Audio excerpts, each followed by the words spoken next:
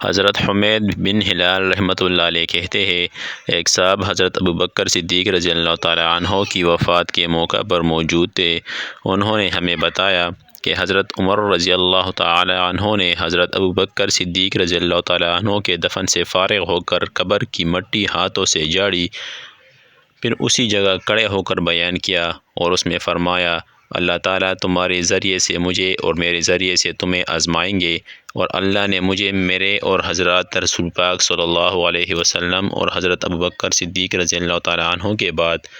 آپ لوگوں میں باقی رکھا ہے۔ اللہ کی قسم، ایسے نہیں ہو سکے گا کہ میرے پاس تمہارا کوئی کام پیش ہو اور میرے علاوہ کوئی اور اس کام کو کرے، اور نہیں ایسا ہو سکے گا کہ تمہارا کوئی کام میری غیر موجودگی سے تعلق رکھتا ہو اور میں اس کی کفایت کرنے اور اس کے بارے میں امانت داری اختیار کرنے میں کوتاہی کروں۔ اگر لوگ اچھے عمل کریں گے تو میں ان کے ساتھ اچھا سلوک کروں گا، اور اگر برے عمل کریں گے تو میں انہیں عبرتناک سزا دوں گا۔